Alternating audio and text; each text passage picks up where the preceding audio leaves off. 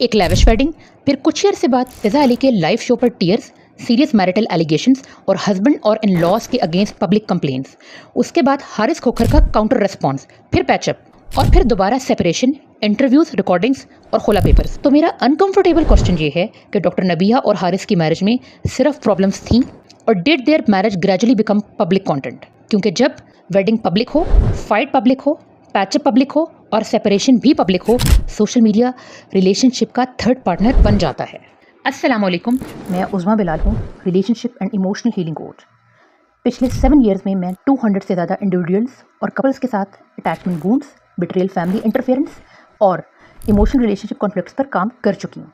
और मैंने similar situations में रिपीटेडली एक पैटर्न ऑब्जर्व किया है।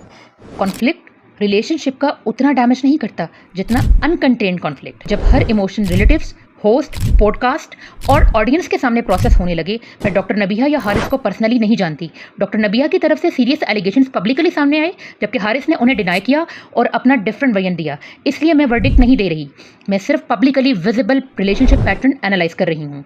डॉक्टर नबिया और हारिस की शादी नवंबर 2025 में हुई। शादी खुद सोशल मीडिया इवेंट बन गई। आउटफिट्स, ज्वेलरी, इंटरव्यूज और कपल केमिस्ट्री सब डिस्कस हुए। लेकिन पब्लिक वेडिंग का मतलब पब्लिक मैरिज नहीं होता। फिर फिजा अली का लाइव शो आया। डॉक्टर नबिया विजिबली इमोशनल थी। उन्होंने अपनी मैरिज और इन लॉस के बारे में सीरियस कंप्लेंट्स शेयर की। फिजा अली ने उन्हें सपोर्ट किया और हारिस को स्क्रीन के थ्रू स्ट्रांगली एड्रेस भी किया। ऑडियंस ने इसे फीमेल सपोर्ट समझा। लेकिन मेरा कंट्रोवर्शियल क्वेश्चन ये है, क्या इमोशनली एक्टिवेटेड वुमेन को लाइव टेलीविजन पर और ज़्यादा बोलने देना सपोर्ट था?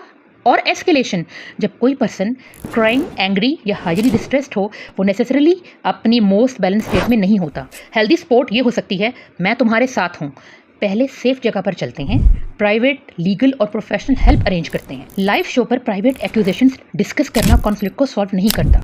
वो कॉन्फ्लिक्ट को रिकॉर्ड कर देता है, क्लिप बनती है, हेडलाइन बनती है, पब्लिक साइट्स चूज कर लेती हैं और फिर कपल को सिर्फ ओरिजिनल फाइट नहीं, पब्लिक ह्यूमिलेशन भी हैंडल करनी होती है। फिजा अली का इंटेंशन प्रोटेक्टिव हो सकता है, लेकिन good intention automatically good intervention नहीं होती।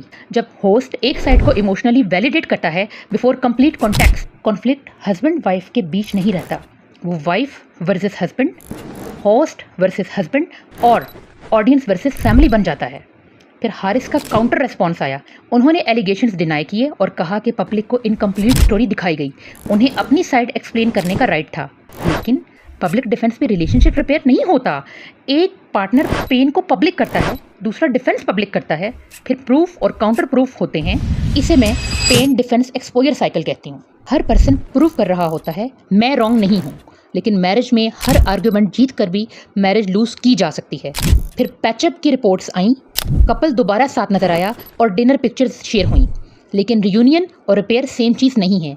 रियूनियन का मतलब है हम दोबारा साथ हैं और रिपेयर का मतलब है जिस पैटर्न ने हमें सेपरेट किया था उसे जेन्युइनली चेंज किया गया है। क्या फैमिली बाउंड्रीज एस्टेब्लिश हुई? क्या प्राइवेट फाइट्स को पब्लिक ना करने का एग्रीमेंट हुआ? क्या काउंसलिंग हुई या सिर्फ टेम्पररी सॉफ्टनेस आई और अंडरलाइंग पैटर्न्स वही रहे? जब पैचअप सिर्फ पिक्चर हो और पैटर्न सेम रहे, रिकॉन्सिलिएशन कॉन्फ्लिक्ट को एंड नहीं करती, वो नेक्स्ट एपिसोड को सिर्फ डिले करती है। और फिर जुलाई 2026 में खुला प्रोसीडिंग्स और लीगल पेपर्स की रिपोर्ट्स दोबारा सामने आई। डॉक्टर नबिया रिपोर्टेडली अपने लीगल डॉक्यूमेंट साइन करते हुए भी पब्लिक नजर आई। यहाँ मेरा स्ट्रॉन्गेस्ट पॉइंट आता है, सोशल मीडिया रिलेशनशिप का इमोशनल गार्बेज बिन बन जाता है। मैं किसी पर्सन को गार्बेज नहीं कह रही, मैं कॉन्फ्लिक्ट हैंडलिंग पैटर्न की बात कर रही हूँ। जब हर फाइट के बाद voice note, screenshot, interview, live session, legal paper और पैचअप होस्ट हो, तो हर पर्सन अपना पेन ऑडियंस के सामने डंप करता है। ऑडियंस वैलिडेशन देती है बट हीलिंग नहीं। और फिर सबसे डेंजरस चीज़ होती है, आपकी रियल सफरिंग भी लोगों को परफॉर्मेंस लगने लगती है। डॉक्टर नबिया साइकोलॉजिस्ट हैं। इसका मतलब ये नहीं है कि उन्हें कन्फ्यूजन, अटैचमेंट या पेन एक्सपीरियंस नहीं हो सकता। प्रोफेशनल्स इमोशनली इम्यून नहीं होते, लेकिन प्रोफेशनल नॉलेज अकाउंटेबिलिटी को रिमूव भी नहीं करती। उनकी पॉसिबल मिस्टेक पेन फील करना नहीं थी, पॉसिबल मिस्टेक ये थी कि intentionally private conflict repeatedly public platform पर प्रोसेस होता रहा।